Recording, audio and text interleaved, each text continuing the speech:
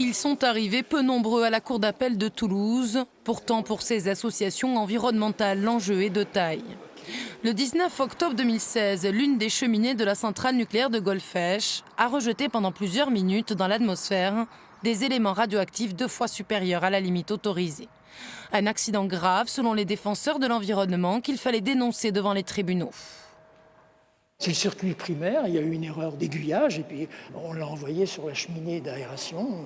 Les erreurs, il faut que quand même quelqu'un les enregistre, qu'on montre bien qu'on joue avec notre santé avec une désinvolture extraordinaire, sous des prétextes de rapidité, de financiarisation. Bon voilà, ça ne va pas, on court à la catastrophe. À l'époque, cet incident radioactif est classé comme négligeable par l'autorité de sûreté nucléaire et sans impact sur l'environnement par EDF. L'exploitant est d'ailleurs relaxé en première instance à Montauban en janvier dernier. Cet après-midi, la cour d'appel devait alors juger d'une éventuelle réparation au civil. À la barre, l'avocat d'EDF n'a fait que contester la recevabilité de cet appel et n'a pas souhaité répondre à nos questions. Ayant déjà été innocenté au pénal, selon lui, EDF n'a commis aucune faute ce 19 octobre 2016. Inacceptable pour les 8 associations parties civiles dans ce dossier.